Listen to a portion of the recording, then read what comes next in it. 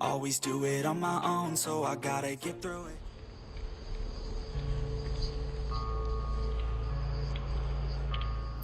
Good morning from Johannesburg, guys. Today's Tuesday, or Wednesday, one of those days. I think it's Tuesday. So we do know workout. So I run just one block because I don't like running. I prefer to walk. So we're gonna walk about 5-6 miles today. And does that 1 mile take a lot out of me? I hate running really, but it's good. Have my workout bag. This guy make these knots. I don't know. I'm trying to get rid of these things because this thing make it. It's like if I am in some kind of, it's like a jumbo knot. I don't like it. So I'm gonna get my back to normal. Anyways, so we're gonna stop at the breakfast place where I'm gonna get my original porridge that you see I've been drinking every morning, and then we'll just figure which direction we're gonna go, east, west, north, south. Yeah, so I'll take you guys along with me on this journey. I told you guys in one of my last videos that I watched a video with a guy who said he lost 15 pounds in 40 days, something like that, by just walking. So I'm trying to mimic that, right? But I don't think we'll see what happens. But I have a lot of weight to lose, so but just staying fit is great, and especially I'm 50. I need to to keep this. Yeah, means I have to work out a lot. But my working out is walking out. Yeah, maybe I'll go to the gym and do some light tone up and like build some muscle, the arm, the legs and stuff. But yeah, we'll see how that goes. I think I was just rambling.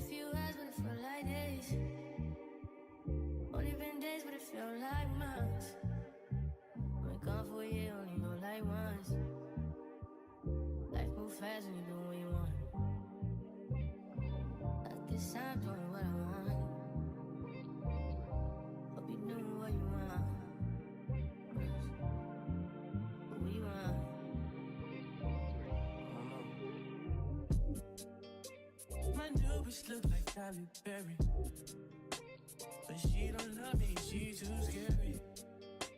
My old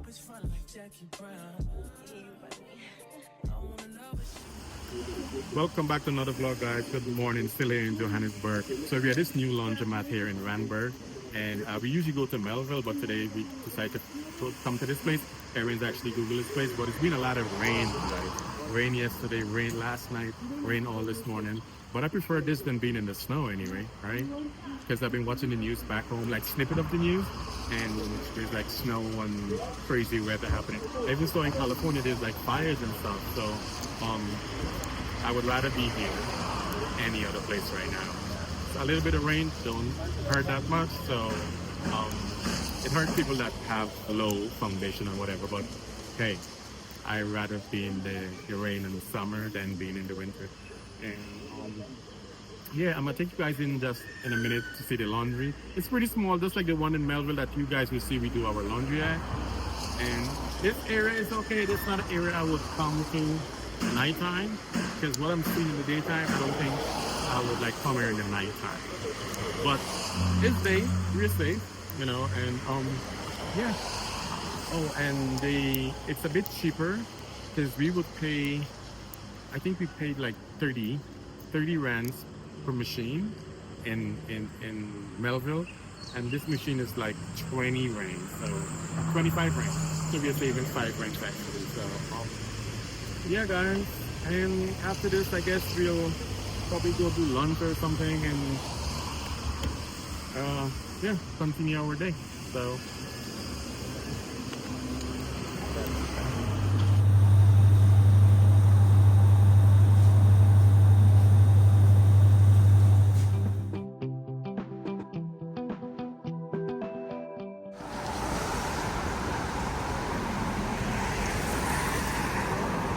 Walking around Randburg, guys. Randburg, guys. Not a place I would come and live or stay. I guess there's nicer parts. This is more like, I don't know, how would I describe this? Is an odd place. This is more like kind of where people come and fix their stuff, like their fridges and chairs, and very industrially, but old version of industrial.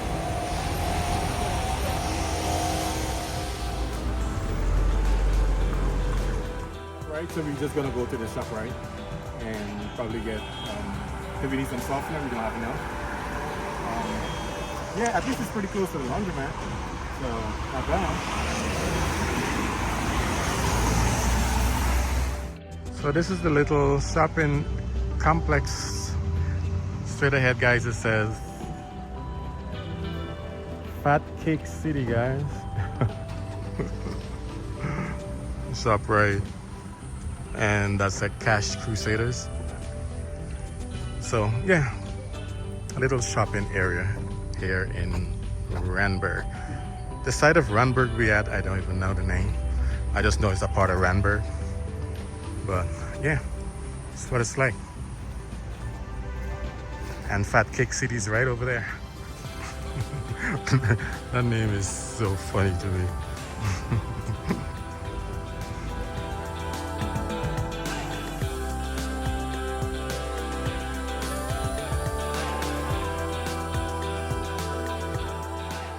So Erin's is running, look. We have to get back to the laundromat because we got a softener. And we're not sure if the machine passed the cycle for rinsing, so he has to run. I hope we don't. It's a hardware place.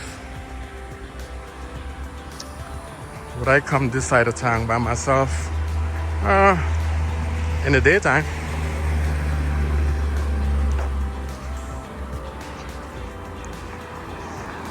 I think he made it back.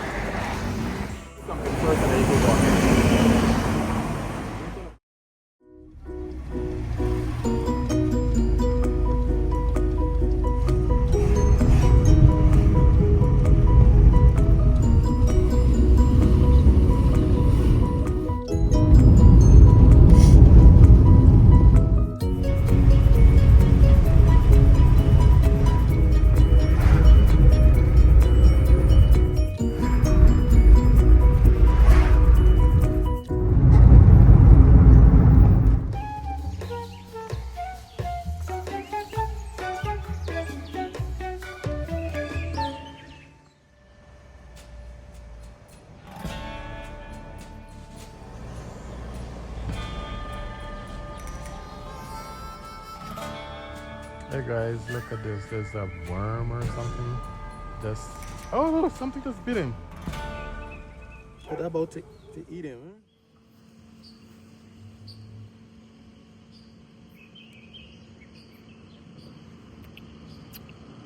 Huh? Hey guys, happy Friday. We're about to take our usual walk. So what you just saw on camera, guys, was this I don't know what was that. It's like a little baby caterpillar was on this string, and then this bee came and snatched him up, and I think that's breakfast for the bee. I wanted to kill them both, but that would be unfair of me to kill them because these animals have to live too. So those are not animals, right? They're, what do you call those? Ants? I don't know, whatever you call those. But anyway, so still here in Johannesburg. We're about to go to the usual, and yeah, take you guys along with me. And while we're walking, I'll tell you guys a quick story. So yesterday, so yes guys, I want to tell this story, but if you look behind me over my right shoulder, you see this White House? So there's lots of houses like this here in this area. These people, they do like Airbnbs, and you know, Airbnb is like a form of passive income, is it? It's income anyway, right? So I find most of the houses around here, these properties, they have at least about 3 or 4 houses on their land, right? And the Airbnbs, like the one we're staying in, right? They're like about 4 houses where we stay on one land, right? So we're doing some, okay, I'm not gonna get into our personal business. Anyways, so I want to tell you guys a quick story. So yesterday, right, it was raining yesterday, the day before, the night, all night yesterday night, if I'm making sense. So we came out to do our morning routine, right, which we do every day, which is walking. Where we stay, they have this big driveway, and there's a tree sideways to the driveway like this, but the tree wasn't hanging over the driveway. The branches wasn't hanging over the driveway. So when we came out, like I said, it's been raining even the night before. Every place is wet except for that driveway. I think that's some kind of miraculous event, maybe from God or something. I don't know. I don't want to blaspheme, but that driveway was completely dry while the entire place, everywhere was wet. That's a miracle, guys. And speaking of miracle, I'll tell you another quick story. So years ago, I was walking going to a friend's house, and the rain starts, right? But I could have seen the rain coming towards me and the rain coming from behind me. And I was in the middle and there were no rain, but the rain combined together. And that's when, you know, I started to get wet. So this is like the second time I've experienced something like that. Like me being in the middle of the rain coming towards each other like this and join. And this thing that happened yesterday. And because of what I saw yesterday reminds me of the story that I just told. So, you know, there's a part of the Bible say that God work in mysterious ways and wonders to perform. So I think I've seen 2 wonders in my life. Yeah, which is crazy, right? Like, why is that place was completely dry, rain all night, the branches not even over the shade, the branches is somewhere else in the tree, but that patch was, that's a miracle, guys. So I've experienced a miracle. So maybe I might win the lottery. So since I've experienced that twice, maybe we should try the lottery. What do you think? We're supposed to buy the lottery probably about dead anyway, so yeah. So that's the story I want to tell, guys. So we're gonna continue our walking, and yeah, and I'll show you guys a few houses in the area that we stayed. They're all beautiful houses, and yeah, that's it for now.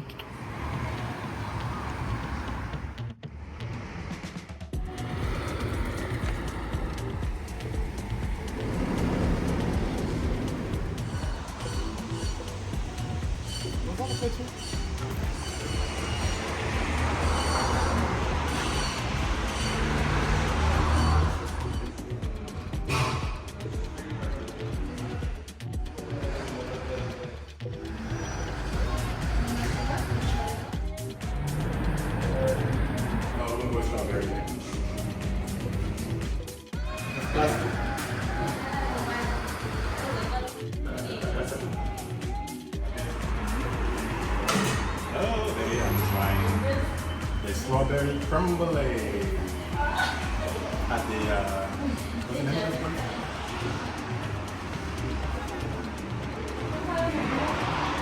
It's pretty good. Tastes like a drink I had in when I've been to the Dominican Republic. I had something like this. Tastes similar, right? I liked it, so we decided to try one. And at the bottom is coconut jelly. And what is coconut jelly and what? Pineapple? Pineapple coconut jelly at the bottom. This is amazing. This is good. So Aaron's gonna get.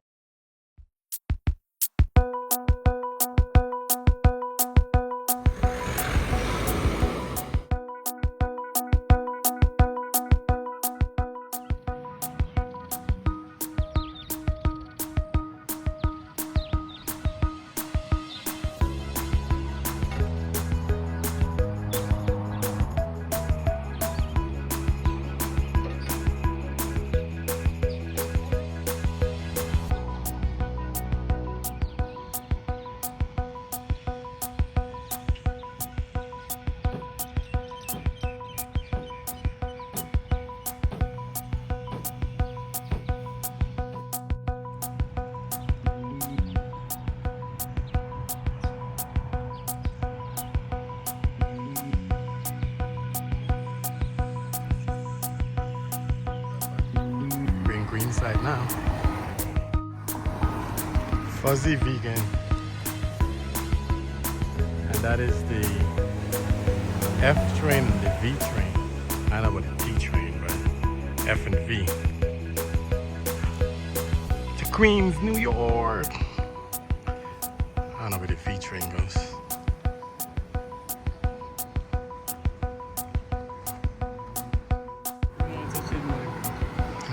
What's your name there?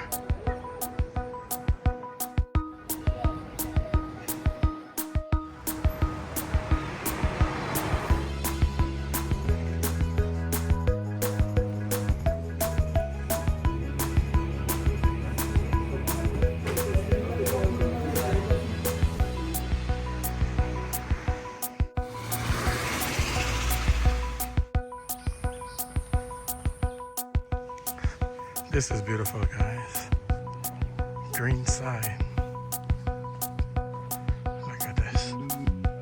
It's a nice place. Huh? I like how the trees there like touching each other at the top, so it make the arch, and yeah, it's a lovely street to live on, huh?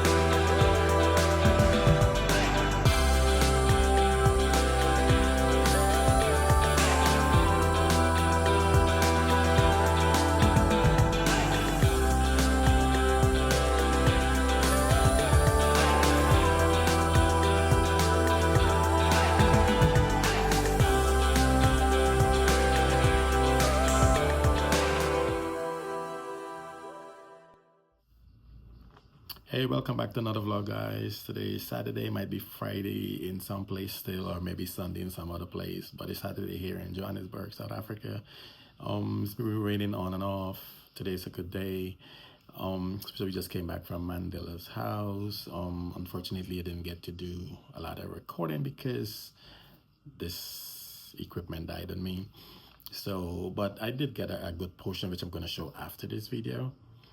You guys gonna get to see, and the tour guide talk about the whole uprising they had there in Soweto. So not too much spoiler alert. You guys will just listen to it after this.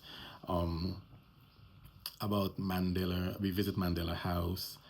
We weren't allowed to take like still pictures was okay, but I got a little snippet of a video. You know, you had to respect the rules. So and then right after that is when the camera actually died on us. And so, but I could probably give a brief. What happened? What happened? A brief synopsis. So Mandela was, I think he was president from 94 to 99. He fight the apartheid system and for equal rights and stuff in South Africa. But the person that narrated the whole thing, they tell you about the story. But that's all I can recall right now. But we all know some parts of the Mandela story, right? So yeah. And so I told you guys a story as well yesterday, and what I forgot, what I wanted to do was to make a little film of that spot that was dry that I talk about. The rain, you know, fell and the garage in front here was like completely dry. Yeah. And speaking of that, you know, some strange phenomenon been happening lately. Well, not lately. It's something that happened to me all the time. I don't know if it might be weird what I'm about to say, but probably wouldn't be weird, right? But if you ever like wake up from a dream, go pee, go back into your bed, and you went right back into that dream, that shit happened all the time to me. Like the dream I was, whatever dream I was in last night, I got up, pee, and went back and into the same dream again, right where I left off. The continuation. I don't know. That's some weird. I don't know. I don't know how to explain that. I think it's like those people say they see UFOs and shit. Them kind of strange things. I don't know if it's strange. Maybe this is something that occurred with other people as well. I don't know. But yeah.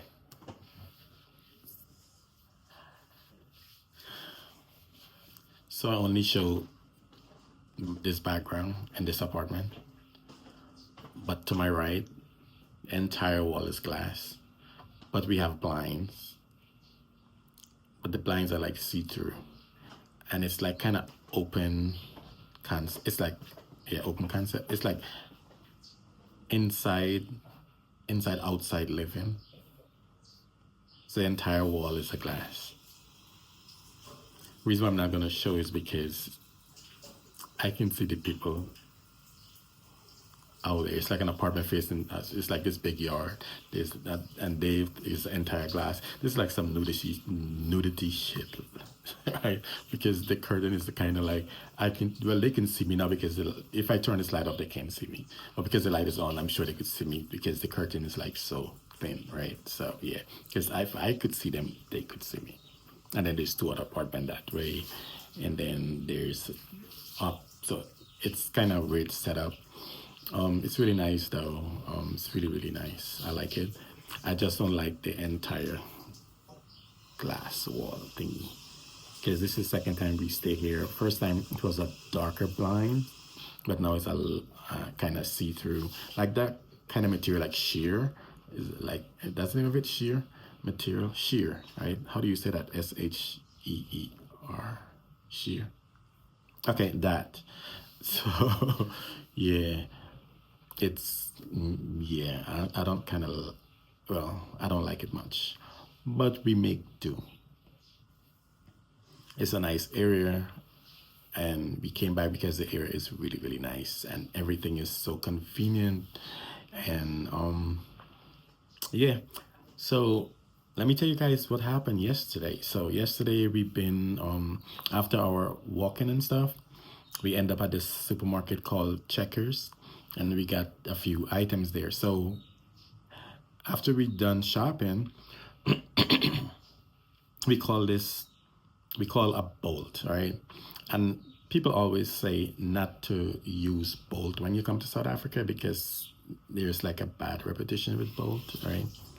For some reason we dial bolt, but we use Uber all the time, right? And the bolt that came, it's a little tiny car, right? And when we got into the car, the driver is this huge guy. Like, when I got into the car, I went to the front, Aaron's went to the back, and the driver started talking, but he was speaking like in Zulu or one of those languages they speak here in South Africa. And I think it was Zulu because Aaron doesn't speak Zulu, but he speaks other languages. And so while he's talking, he's looking at me. So I'm like, because I could see through my peripheral, I'm like, is he talking to me? So I look at him. I was like, excuse me, are you talking to me? But he was on his phone at the same time. And he was like, he said, then he's speaking English now. And he said, people who don't have cars like to slam people car door. Mind you, this car, right? So they have this thing here in South Africa that they put these nice cars, and this I've never ever taken another boat. We put a nice car on the app, but when the real car come, it's some old jalopy, if that's a word, right? Some breakdown shit with the door falling off, the seats are dirty. It's crazy, right? And yeah, let me finish this, then I'll tell you guys one that happened earlier yesterday. So anyways, so I was like, excuse me? I like, stop. Let me out of the car, right? I'm like, what the hell was that? Like, he was so rude. Like, people who don't have cars like to slam car doors. I didn't even slam his door, right? And so I asked Aaron, I said, did I slam his door? And if I didn't slam his door, maybe the door probably locked a little bit harder than I would probably close the door, right? But I didn't slam his door, right? But I think, so before I entered the car, he had the belt. You know, it's an old car. He had the belt tied. So I'm like, can I open the belt so I could put the belt on, right? And maybe I think when I move it, because the belt was all stretched out, so maybe piece went between the door, and it probably make I'm guessing maybe that's what happened. But he said, like, you know, people who don't have cars like to slam car door. I'm like, that was so disrespectful. I'm like, stop the car. What the fuck? Like, so we just got out of his car, you know, and we just let it be, and we just call our Uber. And so another situation happened. We've been to the laundromat, which is, you guys saw in this video earlier. And so we have these laundry bags that, but they're white bags from Zara. And so they're white, so, you know, something is white, it picks up dirt fast. So we have these laundry bags from there. Well, they're not really laundry bags. They're like these big bags from Zara, but we use them as laundry bags. And so the guy came. Was that an Uber we call, or that was a Bolt? Okay, whatever that was. I'm not sure if it was Uber or Bolt. But we put the clothes at the, you know, in the boot, the back, the trunk. This boot, trunk. There's so many different terminologies here for things, and I'm trying to get all the nuances with interpretation of car parts and other things in general. So I'll say boot because that's what they say, boot. So we put the clothes in the boot. So when we got here, we took the clothes out, and the bags were so dirty because, mind you, like I said, they are white, and it penetrates through the bag to the clothes. That's how dirty some people keep their shit, right? And they shouldn't even be allowed to be driving those breakdown dirty cars and shit. People just need to start reporting them. And once again, I sit in front, Aaron sit at the back, and at the back seat had a blanket. When he came in, he had to, when he came in, he ran into the shower and take a shower because his butt started to itch. That's how dirty some of these people are, and they need to be reported.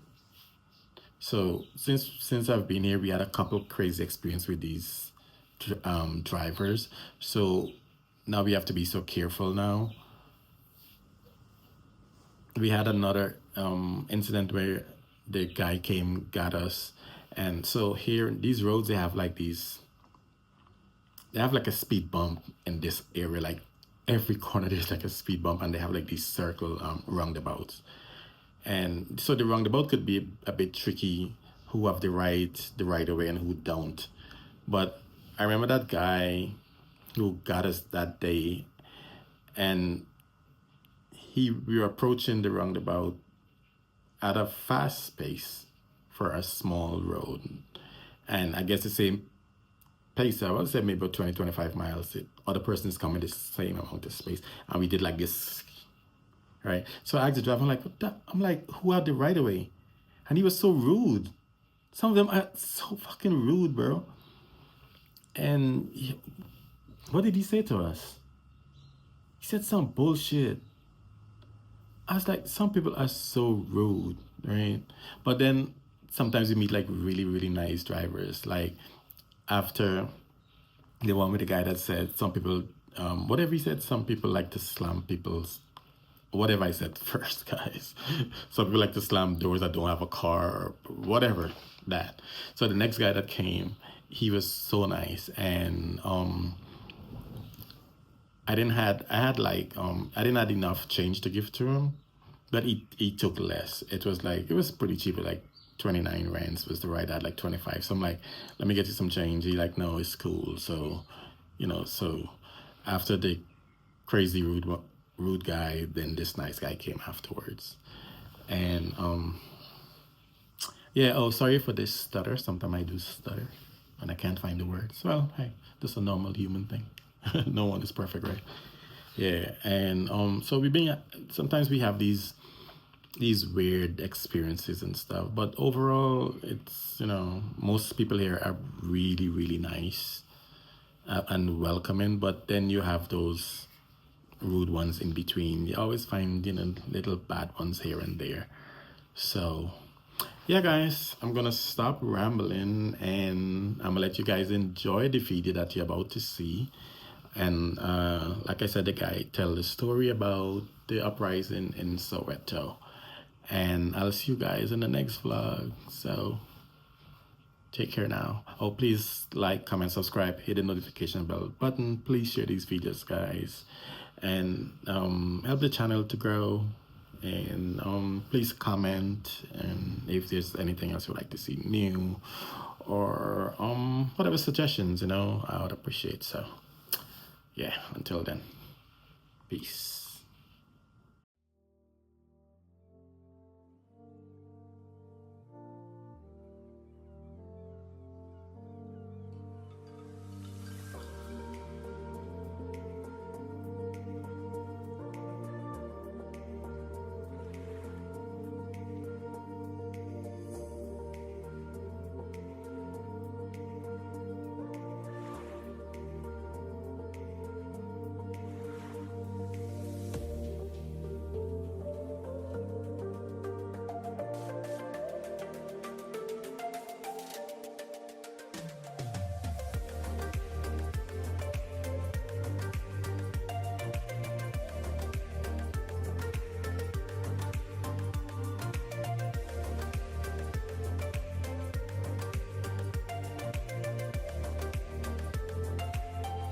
stand this side so that you see the picture.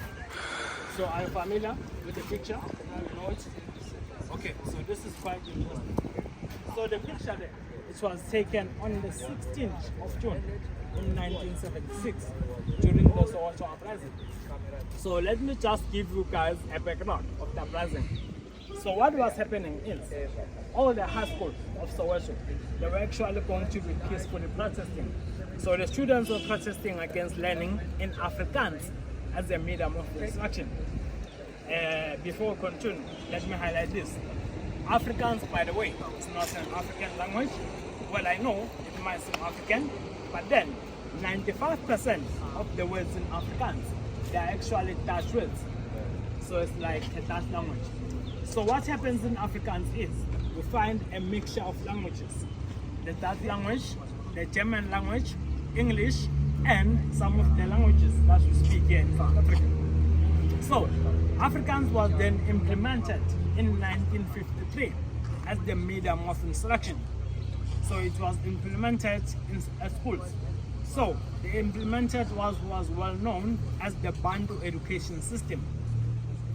So the Bantu education system, I could say, it was a very bad system. The word Bantu refers to us as black people.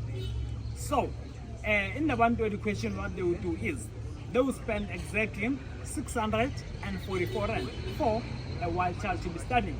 And then they would spend exactly 44 rand for a black child to be studying.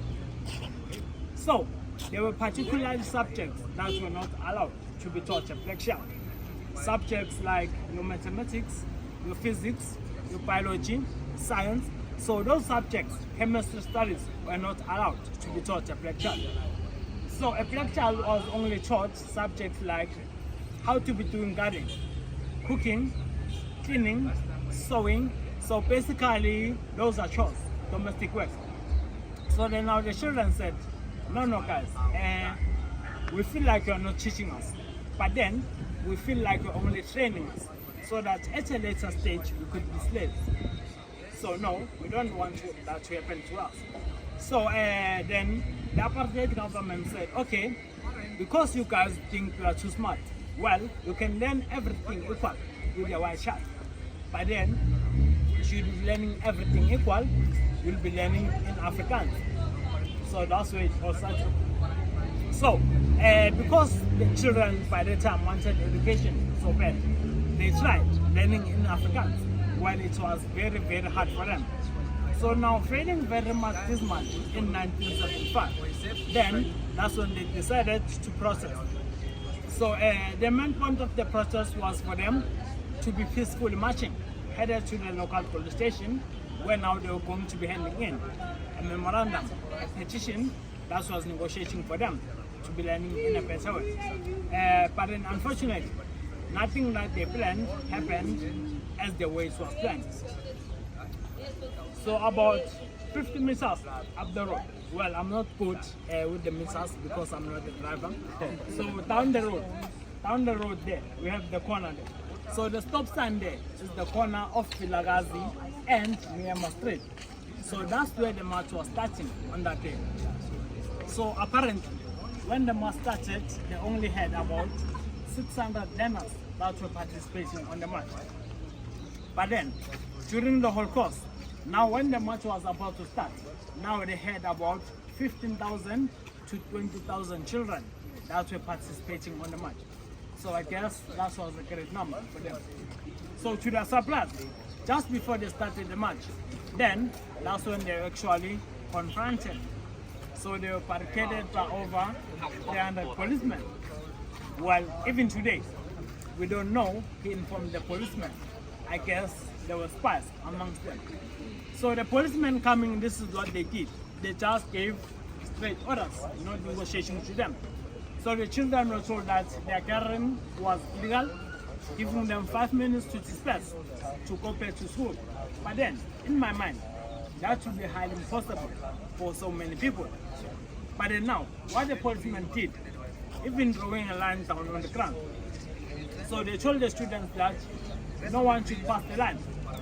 If anyone passes the line, they said they had the license to shoot to kill. But then now, here, the problem it was, when the instruction came out, it came out in Afrikaans. So, there was a miscommunication right there and there between the policemen and the students. So, the students, because they never understood it, the language Afrikaans, they decided to stand there on the corner. So they stand firm, like they wanted to do what they want to do. But then now, as a sign of showing peace to the police, then the students started chanting, singing their peaceful liberation songs. Songs like Senzenina. So the song would mean, what have you done? As it's actually a sin to be black. Singing another song, because it's Gelele African. So the song also means God bless Africa. Well, that's our national anthem today. But then now, on those days of the apartheid, the song was actually not allowed to be sung in South Africa, because of they thought that the song was making us black people to be united. So then, that's when the policemen started to panic, firing tear gas canisters to the students. But then unfortunately, I like this part. No God being caught. There was so much wind on that thing, and the wind was now blowing towards the police direction. So now the gas smoke only affected the policemen instead of the students. Then apparently, that's when one officer, what he did, raising a dog from his hand. So the police dog disappeared in the crowd of the students. Well, maybe they thought that the dog would chase students away. Or maybe, I don't know, he was so frustrated because of the gas smoke. But then now the dog started biting students. So students had no choice but then to defend themselves. Picking up stones, stoning the dog was stoned to death. Then, that's when one of them actually shouted, "Officer down." But then, what I think was meaning is, a life of a trained dog was more important than a life of a black child. So then now the policemen started opening fire randomly using live ammunition. So the first 3 shots went off, and then that's when the uncle in the picture then, Hector Zolile Peterson, was actually caught on the crossfire. Well, however, Hector Peterson was shot there. But then now the saddest part is that Hector Peterson was actually not part of the match. Hector was not supposed to be there. So Hector was a 12-year-old boy. He was a primary school learner. So the match was only for high school learners. Primary school learners were not allowed. So now, performing his normal routine, every day after school, the boy waited on the corner, so that later on he could be actually accompanied home by his older sister. So the older sister is that lady that you see running next to them with their hand up. So the lady, she was 16 years old when the picture was taken. Her name, Miss Antoinette Sichwala. Well, fortunately, luckily, the lady is still alive. She was working in the museum here, running the museum. She took a retirement a few years ago, but then she still often comes telling life testimonies of the day. So what she does now, she comes on a private booking. That's how she comes. And then the talker, the one who's carrying the young boy. So his name, he is, or he was, Mbuso Makubo. So the guy was also not part of the match. Taking a closer look at the picture, you can see that the guy was not wearing school uniform. So from the house, Mbuso Makubo had the gunshot and then decided to walk outside and see what's happening. So then coming across Vilaga Street, then that's when he spotted Hector lying down. So out of curiosity, he then just decided to pick the boy up because everyone was confused, jumping all over the body. So picking the boy up, trying to save a life, rushing him to the nearest clinic. Well, unfortunately, arriving at the clinic, that's when Hector was certified to be dead. By the way, Hector was shot right on the neck, so he couldn't make it. So then again, the picture, that picture, it went viral all over the newspapers, all over the world. So now, the apartheid government was in trouble with other countries. So carefully studying the picture, looking at the picture, they assumed that because Mbuyiswa was the oldest guy in the picture, he was one of the student leaders. But then not knowing that the poor guy was just trying to help. So sadly now, Mbuso Makubo, he became one of the most wanted boys in Soweto. So the guy simply fearing for his life and also harassed by the police, then decided to run away. He went to exile. So the guy started in Botswana, and then later on, he further on, he went to Nigeria, receiving a scholarship there to be learning. So apparently, the last letter that the mother received from him, the address on the letter was saying Nigeria. So said the guys, up until today, no one knows the whereabouts of Mbuisa Makubu. If the guy is still alive or passed away, nobody knows what happened to him. So the family tried searching for him, but then there was just no luck. Hence we see the walls over here. So the walls here are called the wall of the void, or you can simply say the wall of emptiness. So there are these missing spaces on the walls. So those are not just passages for us to go come this side, but the missing spaces, they resemble the missing information, the untold stories of 2016, and then different heights of the walls. Tallest, medium, shortest, symbolizing different ages and different genders of the students. So there, the mini waterfall. So the mini waterfall also symbolizes the tears of all the parents, the families who are still grieving even today. The water flowing in that direction, symbolizing the cleansing of the blood that was shed by the ones who lost their lives on the march on that day. And then normally, inside the water, we have small stones, these ones, these small stones. So these small stones, they also symbolize the only weapons that the students had to fight against the gun. They never had any weapons, that was a peaceful march, but then they were using stones. And then taking a look at that direction, we have a line over there. So can you spot the line with the flowers?